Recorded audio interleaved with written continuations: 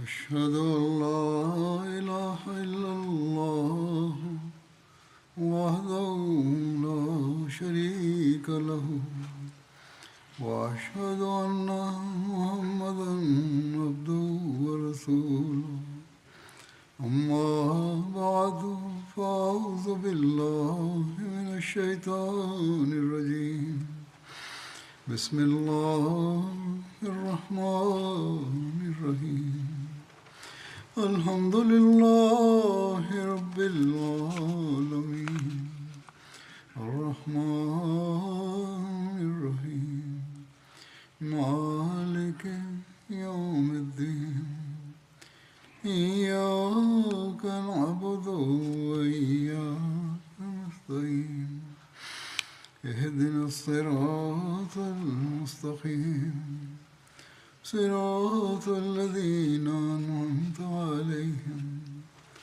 غير المغضوب عليهم ولا الضالين.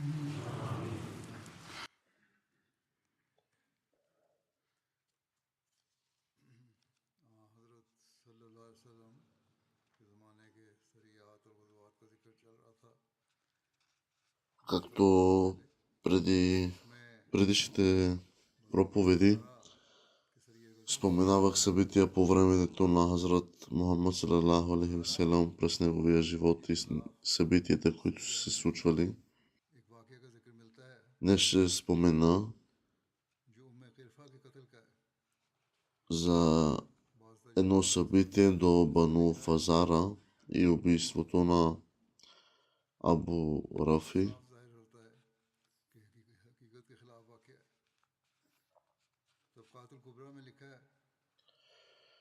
Наистина ли Кирфа е била убита от мюсюлманите? В връзка с експедицията на Бану Фазара се споменава убийството на Кирфа. При анализ на исторически разкази става очевидно, че това е един фалшив инцидент. Хазрат Мирза Башир Ахмад разилянху е написал, че на мястото на горе споменатата Сария на Хазрат Абу Бакр разилянху, Ибн Саад споменава Сария, в която Заид бин Харис е бил командир, а с други думи Ибн Саад споменава Заид бин Хариса като командир на тази битка. Вместо Хазрат Абу Бакър, нещо повече, различавайки се и в подробностите, той пише, че тази експедиция трябваше да дисциплинира Бану Фазара,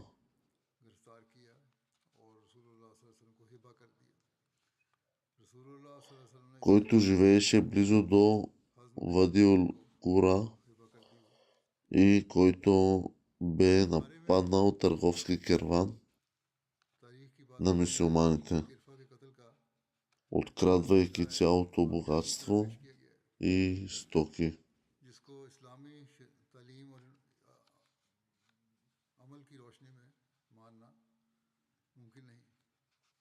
Движещата сила за тази група е била, че имаше една възрастна жена на име Кирфа, която бе твърд враг на ислама. Когато тази дама бе заловена, мъж на име Каис от партията на Заид я убил. И Ибн Саад описва историята на това убийство, като и двата й крака били вързани за две различни камили и след това тези две камили били закарани в противоположни посоки, поради което тази дама била буквално разкъсана на две части и след това дъщеря й била поверена на Салман бин Аква. Това е тази история, която до известна степен също е спомената от Ибн Исхак.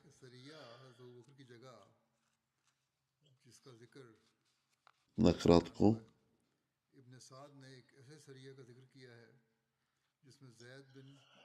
въз основа на този разказ сър Уилям Мюър, който е свикнал да предоставя повече подробности от повечето европейски историци, много ентусиазирано прави това събитие връхната точка на своята книга като пример за варварския дух на мюсюлманите. В интерес на истината сър Уилям пише, че самата причина да включи това в книгата си е, че мюсюлманите са извършили жестоко дело в това събитие. Като такъв той е написал, че тази година имаше няколко маловажни нападения, които едва ли трябва да се споменават, но не трябва да пропускаме едно жестоко дело. Историк, който дава предпочитание на едно събитие пред друго, само на базата на това, че предоставя доказателство за бруталността и безмилостната на един народ, безмилостността на един народ и го прави една важна точка на своята книга и всъщност не заслужава да бъде наричан безпристрастен изследовател. Това е така, защото никога не може да се очаква, че такъв индивид ще обърне внимание на разследването, дали тази проява на бруталност е безмилостност, дали е вярна или не. Защото по този начин доказателството в негова полза се губи за него. И във всеки един случай господин Мюер е написал този разказ в книгата си с особен ентусиазъм, но както сега ще стане ясно, че това събитие бе напълно погрешно и категорично неоснователно. Освен това, както по отношение на записите, така и по отношение на рационалността, този разказ е оправдан като измислен.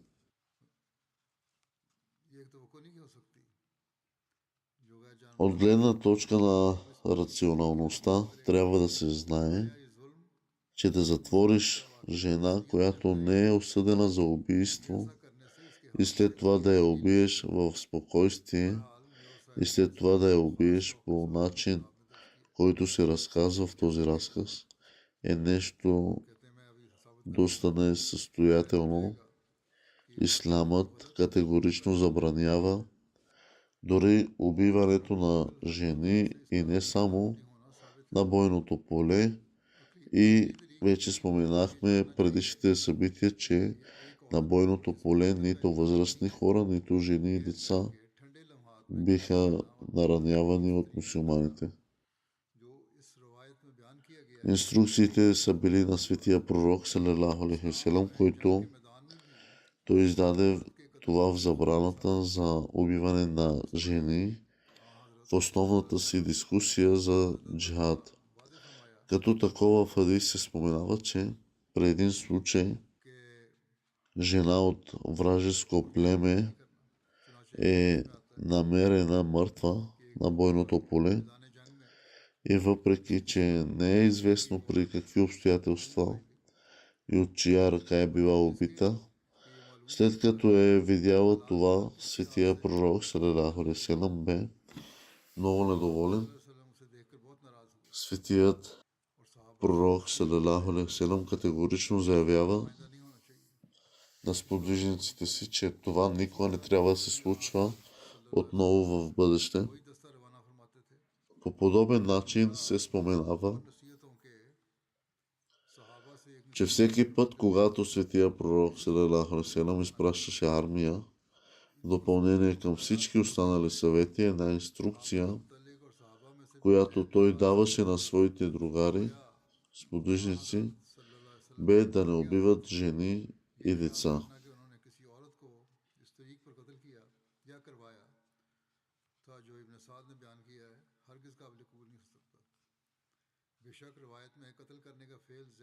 При съществуването на тези основни инструкции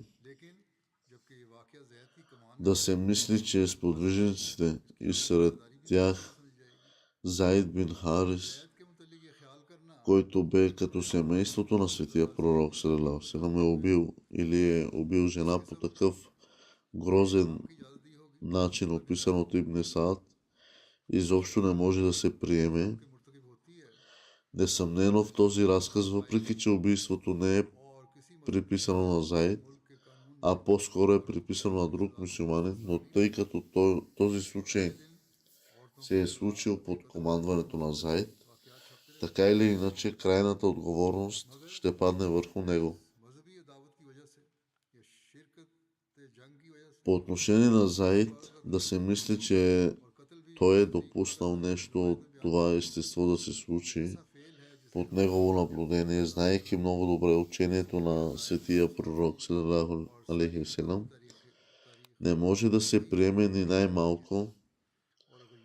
Неизменно, ако една жена извърши престъпление, тя ще получи наказание за това престъпление и законът на никоя религия, нито законът на която и да е държава, не изключва жената от наказанието за престъпление. И в случай на наказване на жени, по-скоро дори екзекуция за наказание за убийство, се отпечатваха ежедневно. И въпреки това убийството на жена само поради религиозна вражда и още повече да я убиеш по такъв особен начин, описан в това повествование, е такова действие, което е ясно отхвърлено от основните инструкции и учения на светия пророк салалаху алейхи ва салям и целия като исламска история и учение. Това не се е случило.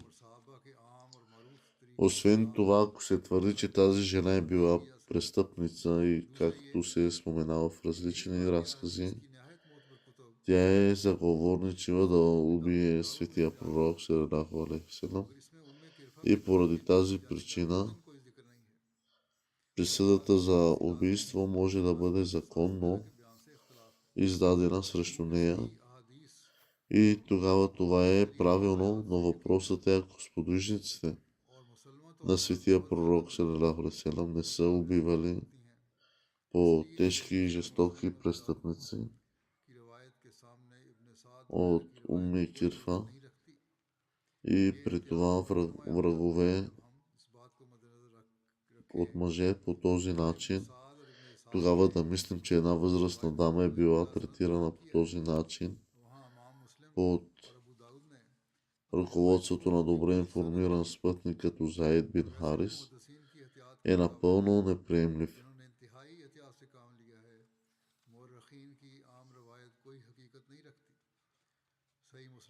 Следователно, от рационална гледна точка, измислиците и фалшивите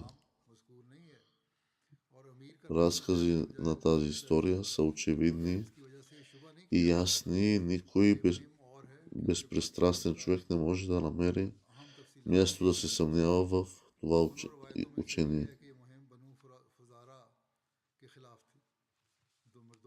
दोनों में जिक्र मौजूद है कि बनु फजारा की रईस एक बूढ़ी औरत थी। दोनों में इस औरत के कैद किए जाने का जिक्र है। Сега остава аспектът на разказа, следователно първо от Ибн Исаак или Ибн Исаак не са предоставили удостоверение за това предание и без надежден източник, предание от този вид, което е в противоречие с ясната инструкция на светия пророк салалаху алейхи ва салям и общите и добре известни практиката на сподвижниците, изобщо не може да се приеме. Второ, точно този разказ е споменат в Сахих Муслим и Сунан Аби Дауд, които са две много автентични книги на хадисите, но споменаването на убийството на Умме Кирфа изобщо не е споменато, освен това в различни други подробности. Този разказ се различава от този на Ибн Саад и другите. И нещо повече, че в хадисите са определено и всеобщо приети като много по-надежни и заслужаващи предпочитание. Поради тази причина разказът на Ибн Саад и други нямат тежест в сравнение с този на Сахих Муслим и Сунан Абу Дауд. Това разграничение става още по-очевидно, когато имаме предвид, че там, където Ибн Саад и Ибн Исхак са споменали своите предания без никаква автентификация, от друга страна имам Муслим и Абу Дауд са предоставили пълна автентичност за своите предания. Така или иначе, в сравнение с предпазливостта, упражнявана от мухадисите, които работиха много благоразумно, общите разкази на историците нямат стойност. Начинът, по който този разказ е записан в Сахих Муслим и Сунан Абу Дауд, вече бе споменат по-горе и в него дори не се споменава за убийството на Умми Кирфа. Неизменно в разказа на Муслим и Абу Дауд името на Умми Кирфа не се споменава и името на командира също е записано като Абу Бакър и вместо Заид. Независимо от това не можем да си представим, че тази експедиция била съвсем друга, тъй като останалите важни детайли са същите в своята съвкупност. Например, и в двата разказа е описано, че тази експедиция е била срещу Бану Фазара. И в двата разказа се споменава, че вождът на Бану Фазара е била възрастна дама. И в двата разказа споменават затварянето на тази дама. И в двата разказа се споменава, че тази дама е имала дъщеря, която също е била затворена с нея. И в двата разказа се споменава, че това момиче е било дадено на Салма бин Аква. Освен това, има прилики в други факти. Сега помислете, при наличието на тези значителни фундаментални общи неща, възможно ли е индивидът да си представи, че това са две различни сметки? Въпреки това ние не почиваме само на тази рационална аргументация и по-скоро изследователите на миналото ясно са написали, че разказът на Сахих Муслим и Сунан Аби Дауд е същият, който Ибн Саад е записал по друг начин. Като такива Алама Зуркан, имам Сухайл и Алама Алаби ясно са написали, че това е същият разказ, който Ибн Саад Ибн Исхак погрешно споменават в историята на Кирфа. Въпреки това, нещо повече от това доказателство за факта, че това е един и същ разказ, че Табри е споменал и двата разказа един до друг и ясно е написал, че и двата разказа са едно и също нещо.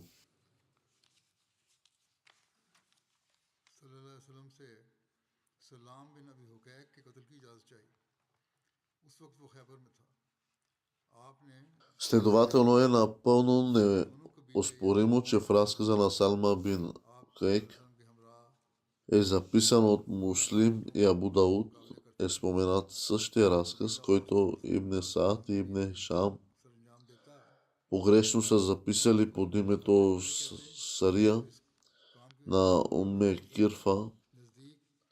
Освен това, разказът на Сиха, който е споменат с удостоверението, е разказан от човек, който е участвал в събитието. В случай е достоен за предимство пред неавтентифицирания разказ на Ибн Саад и Ибн Хишам. Поради тази причина няма място за съмнение в факта, че разказът за варварското убийство на Кирфа е напълно лъжлив разказ, без основание, който поради благосклонността на скрит враг на исляма или лицемер намери своето място в някои исторически разкази. Истината е, че истинността на тази история не е нищо повече от това, което са споменали Муслим и Абу Дауд.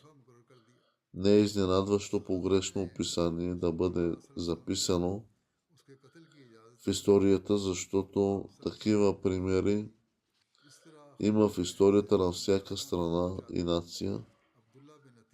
Изненадващо е обаче, че човек като сър Уилям да даде място на този погрешен разказ в книгата си без каквото и да е разследване и открито да признае, че целта на записа му е била просто да се намери пример за жестоко дело на мюсюлманите в него.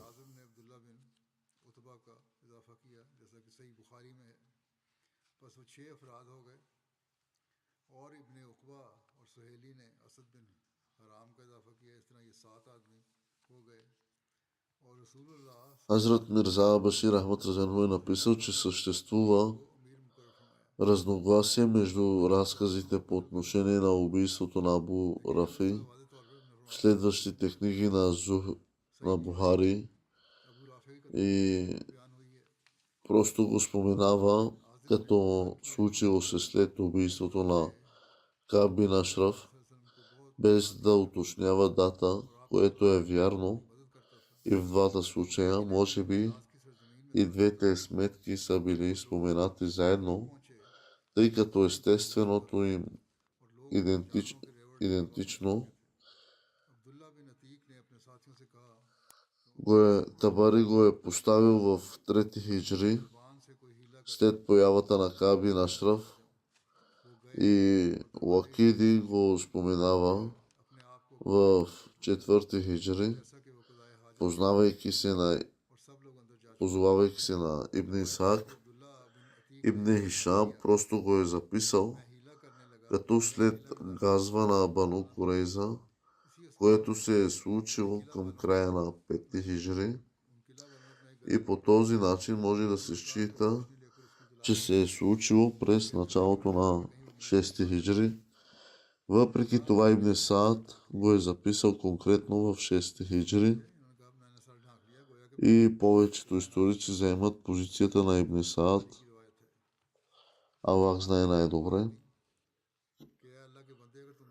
как се Хазрат Мирза Башир Ахмад Разанху е написал относно как се разигра убийството на Абу Рафи.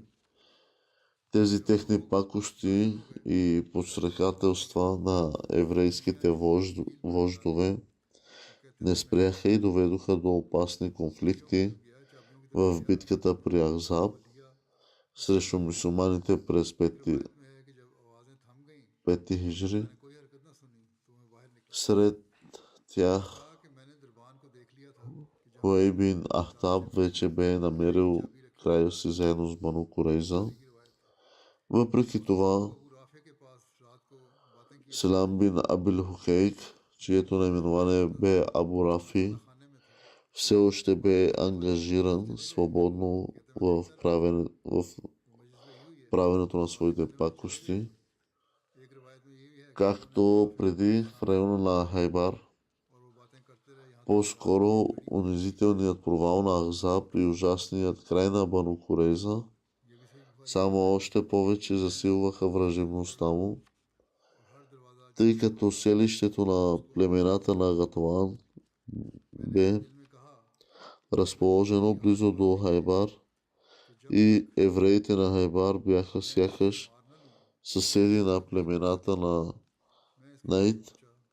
Поради тази причина Абу Рафи, който бе много заможен и влиятелен търговец, бе създал обичай да подбужда варварските и войнолюбиви племена на Неджд срещу мюсюлманите. В своята враждебност към светия пророк салалаху алейхи ва салям, той бе като Кааб бин Ашраф и като такъв през онази епоха, която споменаваме сега, той бе дал на хората от Гатуан много значителна финансова помощ, за да започнат нападение срещу светия пророк салалаху алейхи ва салям. Освен това е доказано от историята, че евреите от Хайбар, които създаваха безредици по времето на Абу Рафи, също стояха зад заплахата, която се появи срещу мюсюлманите от Бану Саад през месец Шабан, за защита от които бе изпратена армия от Медина и под ръководството на Хазрат Али разделено. Това обаче не бе достатъчно,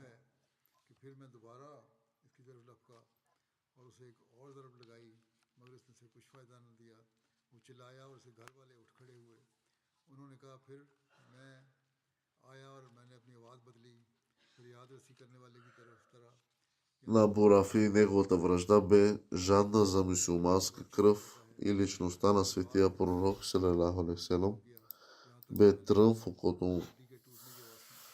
Следователно, в крайна сметка, планът, който той използва, бе, че по подобие на битката при Ахзаб, той отново започна да обикаля племената на Гатуан и други племена и започна да събира голяма армия, за да унищожи мюсюлманите.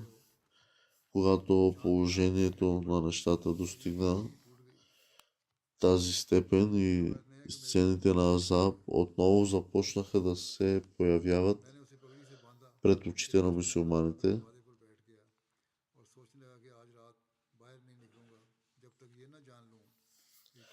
няколко души от ансарите на Хазрадж се представиха пред светия пророк салалаху алейхи ва салям и казаха: сега решението на тези безредици не са нищо друго, освен да се сложи край на ръководителя на тези вълнения,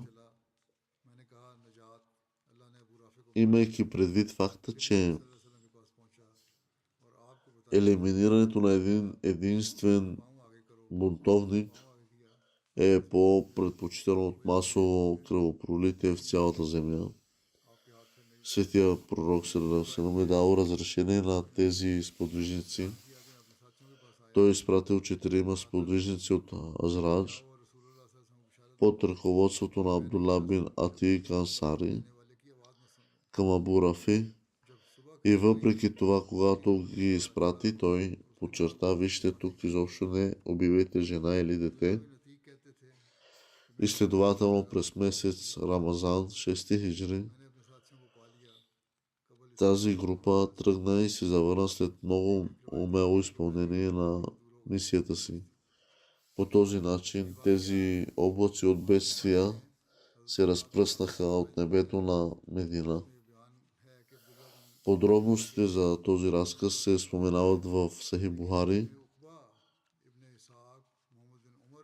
който е най-автентичен в това отношение на записани като такива.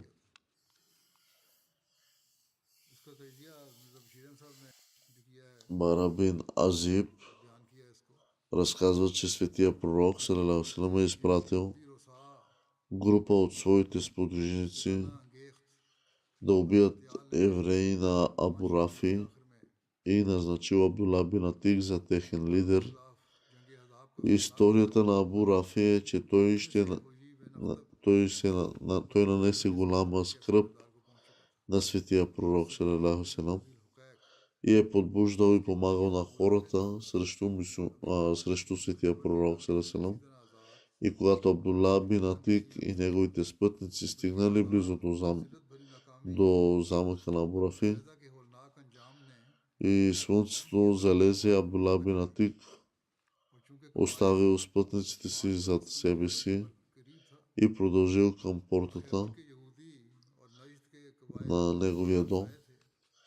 Той се покрил със своята мантия и седнал, сякаш откликвайки на зова на природата. Когато вратарят се приближил до входа на дома, той извикал на Абдула бин Атик и казал: о, слуга на Аллах, влез ако искаш, защото съм на път да затворя портата.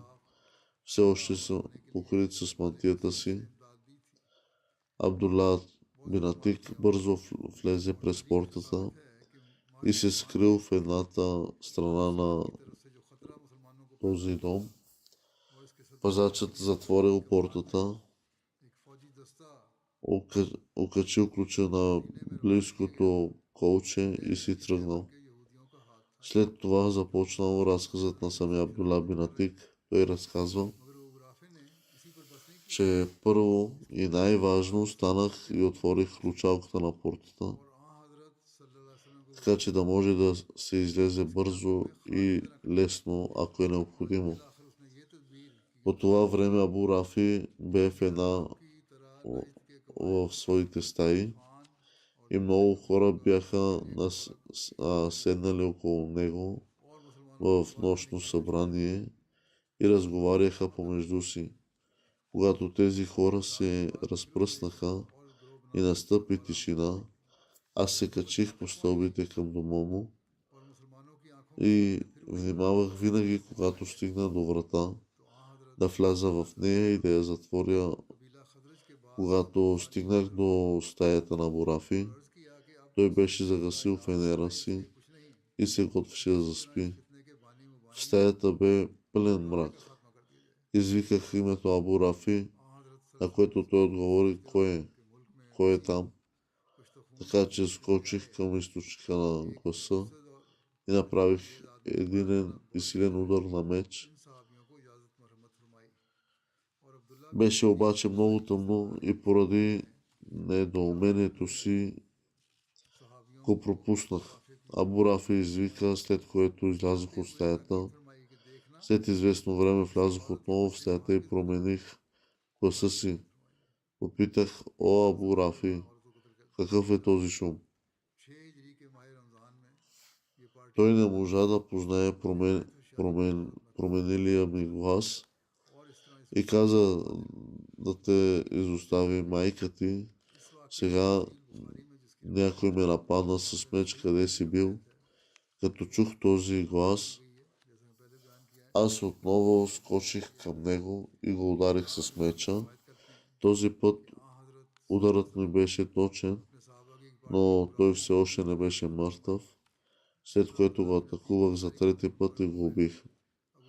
След това бързо отворих вратите една по една, докато стигна извън дома. Когато обаче слизах по стълбите, оставаха още няколко стъпала и си помислих, че съм стигнал до земята, поради което паднах и си счупих крака. В друг разказ се споменава, че кракът беше изкълчен. Аз обаче го завързах с тюрбана си и се измъкнах. Но си казах, че докато не съм напълно убеден, че Абу Рафи е мъртъв, няма да си тръгна от тук. Затова се скрих на място близо до замъка.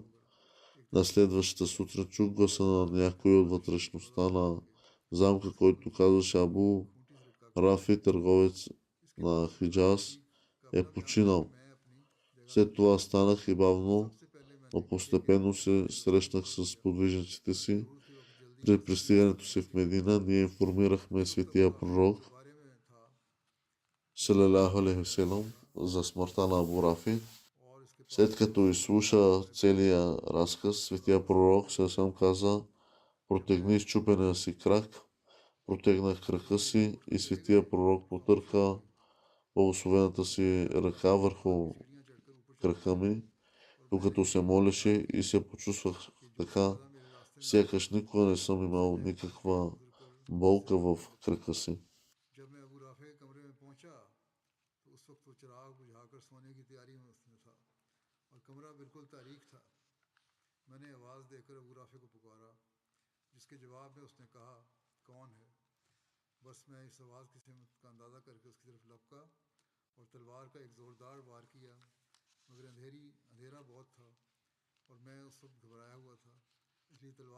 В едно друго предание се споменава, че когато Абдула бин Атик нападнал Абу Рафи, жена му започнала да крещи силно, при което той се разтревожил, че другите може да бъдат предупредени от нейния шум и врява. След това той вдигнал меча си, за да я убие, но тогава си спомнил, че светия пророк е забранил убиването на жени и затова се въздържал от това. На този етап не е необходимо да навлизаме в дискусия относно оправданието за убийството на Абу Рафи. По принцип трябва да се запомнят следните точки, че през тази епоха мюсюлманите бяха в много слабо състояние, заобиколени от бедствия и всички посоки, и огънят на враждата пламтеше из цялата страна срещу тях. Сякаш цялата земя се обединяваше да унищожи мюсюлманите и светия пророк салалаху алейхи ва салям. В тези деликатни времена Абу Рафи подклаждаше огъня, който бе разпален срещу мюсюлманите. Освен това, чрез своята власт, влияние и богатство, той подбуждаше различните племена на Арабия срещу ислама. И освен това, по подобие на Газва, Ахзаб,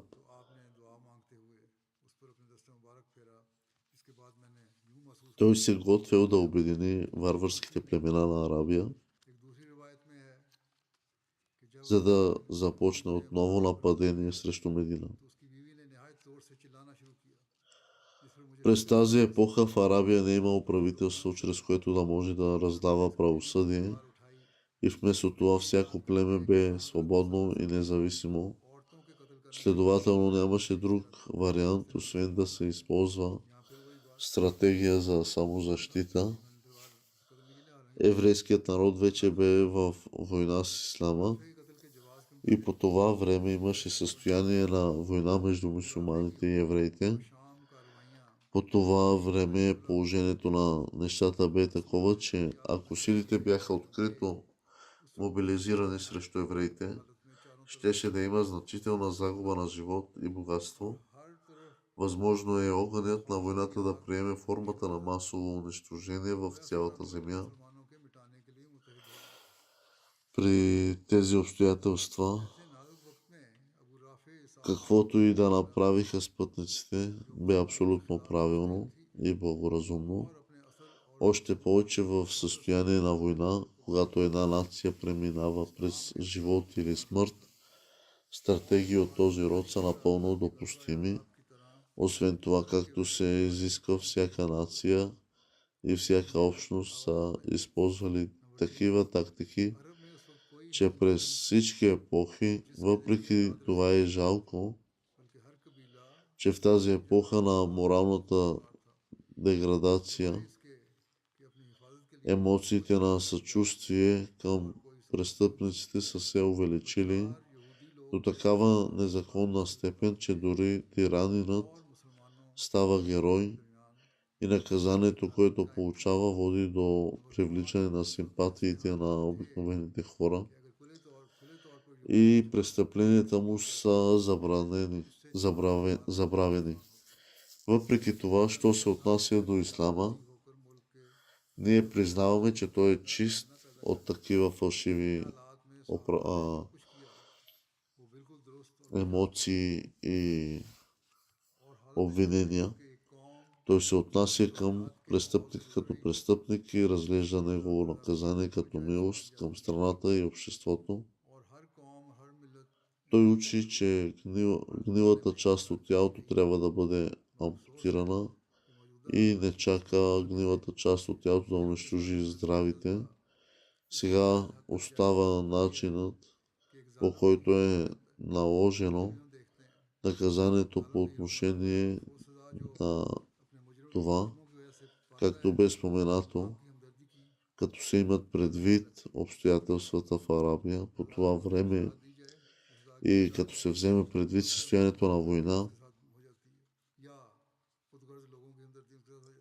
което съществуваше между мюсюлманите и евреите.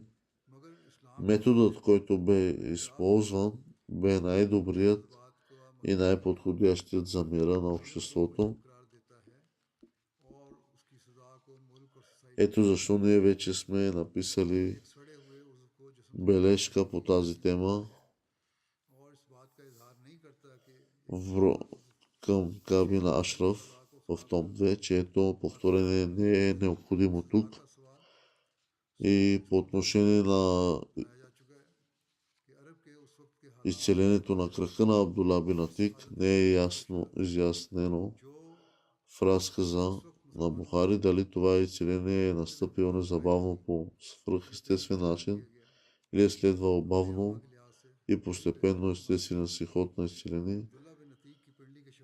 В последния случай това ще се счита за нормално явление. Въздействието на молитвата на светия пророк Саселам ще бъде разбрано до толкова, че чрез благословиите на неговата молитва това увреждане не е имало постоянен ефект и не е настъпил отрицателен резултат. По-скоро кракът на Абдула в крайна сметка бе възстановен до първоначалната си пълна сила и ефектите от нараняването изчезнаха напълно. Въпреки това, ако това изцеление се случи незабавно по свръхестествен начин, тогава със сигурност това събитие би било чудо, специално поставено от Аллах, което той прояви в резултат на молитва на неговия пратеник и слуга. Салалаху алейхи ва салям. Това бе за днес. Иншалла в следващия проповед ще спомена повече.